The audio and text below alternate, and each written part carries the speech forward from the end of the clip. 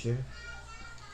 Okay, so this is what if deku is in the zombie apocalypse part 3, and where I left off was as always physical room, I guess you can call it.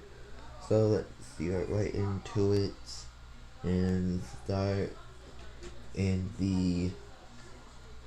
So I left off at the boss row, so let's get into the running. So for the running, this is what the three twins, I'll call them for now. If you don't know who I'm talking about Bakio, Deku, and Tokoroki. I'm just tired of saying the three names every time. I have to ascribe them because they're gonna be basically in every scene. Me saying those three names is gonna get annoying. Now, if Deku was all by himself, I would be okay with saying Deku, Deku, Deku, because yeah. But saying three names in a row is just annoying. So I just say the twins were they basically do what Tokoroki did in canon, this slide on ice. So that's that.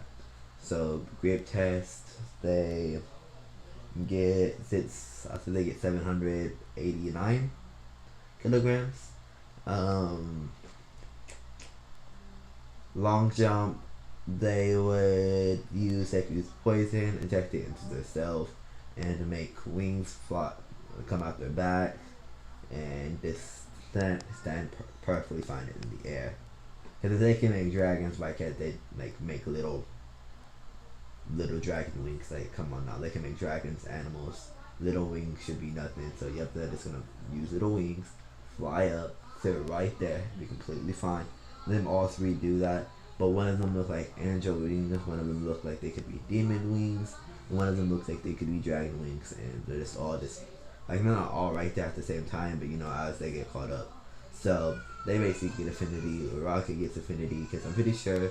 Then did she like float herself? I think that's what. Now I'm pretty sure she made all her clothes lighter and she jumped. Yeah, I'm pretty sure that's what she did. But I'll just say in this, she doesn't get all dizzy, so she just touched herself and she got affinity too. So let me see. I think that's it. So yeah, that's it. So they would go home after that, and they would come back the next day, and All Might would run in the doors, saying, "I am running in the door like a regular person." And the three, I feel like I already said this before though. Oh wait, cause I have my 30-minute video. Okay, never mind then. All Might would run in the door saying, running in the door like a regular person, and he would press the button, their hero costumes would appear, and this is exactly what their hero costumes look like. Just remove all the guns, they completely strip the guns. This is exactly what the hero costume looks like. If you can't see it, I will just post it on my next episode explaining what this costume is. But I explained it like 3 times. So now I'm going to stay on this picture till they undress from the hero costumes, just so y'all can get a clear picture of what the hero costumes look like. So they all walk into the I guess testing round A. I think it was testing round 1A. I'll call it because I don't remember exactly what it was. So yeah, they all walk into testing round 1A, the Demi fake small town, and All Might explains, and he says it's going to be teams of 3. We're going to draw straws to see who is paired up. They draw straws. The twins get on teams versus Momo, Uraka, and I still don't remember her name. That's like one of the only girls I don't remember. Headphone girl, where she can like put shit in the ground and amplify her heartbeat. That girl. Versus so when they all walk in the room, they freeze the floor with ice, and they put out their hand, and 3 balls of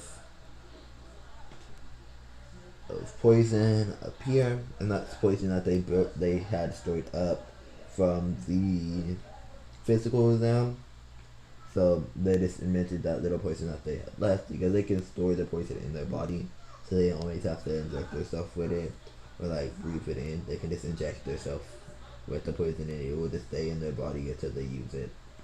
So they reach out their hand, ball of poison appear, and they shapeshift the poison to be one big canine. And the canine just starts running through the building, and then it runs right back, barks 2 times, but it really like can't bark because it doesn't have anything to bark. So it really just moves its mouth up and down, and turns around and starts running up the stairs. And it releases them right to the bomb. As they get into the bomb, because I'm 100% sure I said they're frozen around as soon as they walk in. So Uraka is stuck in the floor. No, I'll say Headphone Girl is stuck in the floor this time. I'll say she was trying to listen to their footsteps and see where they were, because I'll say she can do that. I don't know if she can actually do that in canon, but I'll say she can do that. And her headphones and her feet get frozen into the ice, and that leaves Uraka and Momo. So Uraka made all their clothes lighter, so it's harder for a Headphone Girl to get out the ice because she doesn't have that, like, drink, since all her shit is lighter practically. You might think that would make her easier, but she doesn't have the force from her clothes to help her break through the ice anymore. So it's not going to 100% work. She doesn't break free until the end of it, but what happens is Bakugo would rush at Uraka and just having a blade that kind of looks like this is completely dull. I don't know if y'all could actually see me zoom in, but it's basically Todoroki's sword on his basically looks like how where the handle of the blade is dull like that. It's like dull at the bottom of the handle. It's dull like that, and they go and throw. I mean, they Bakugo does that, and he jabs her in the chest, and her whole chest just falls backwards, and now she can't get up. And basically, what he did is he just injected a poison onto her. He at first he injected it into her clothes, and it went through her clothes and hit her, making her body slowly go to bed and making her pass out. Now, he didn't know how much Uraka could resist it, so he did amplify it all the way to 100, making her pass out in seconds. Momo, this is what they did. Momo made her little staff thing. She made that, and she was swinging at all of them, and they grabbed the Todoroki grabbed one side, Bakugo grabbed the other side, and Deku ran up and hit her in the face. And as All Might was about to say, heroes win, they touch the bomb and they just jump out. They touch the bomb and they just jump out the window. And All Might is like, wait, and you just see them land completely fine on the floor. And the reason how they did that is they put poison on the bottom of their feet, and as they land, they made circles. They made little circles, shallow on the bottom of their feet as soon as they hit the floor. So the impact really never happened. That might make them OP because there's so many things I can have them do from that. But nah, it won't make them that OP.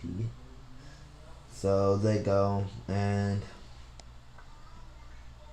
then they go home. And this is the day that they were going to go to USJ. But no, this is the day that the news would attack, but it's not the news. It's the horde of zombies.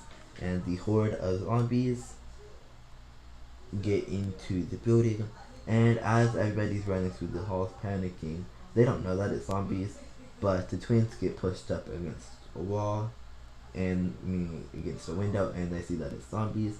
So they just say it's just zombies. Everybody just go back to their class, and everybody completely panics.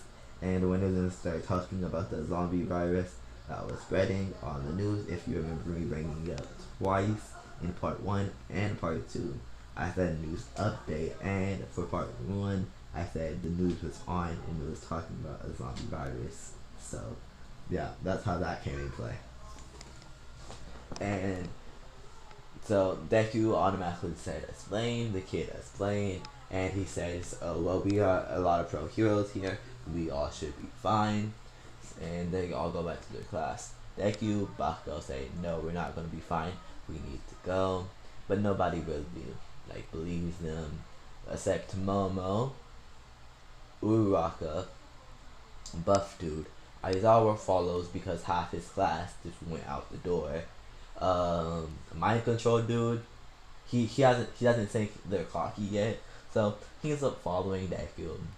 Um, and Cement Head follows them too.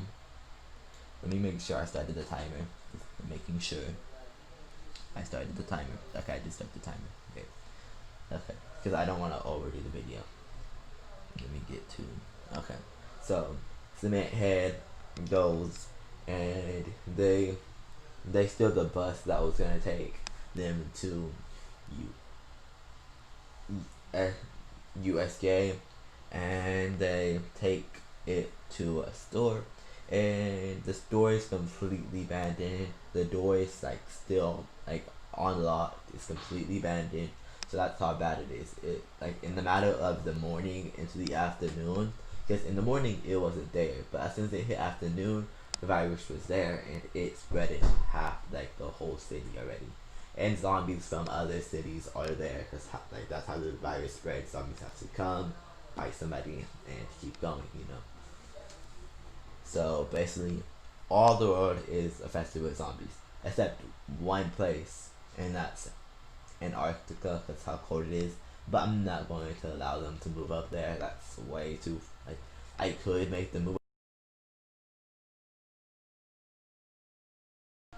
this so I can explain this, and then I'll end it.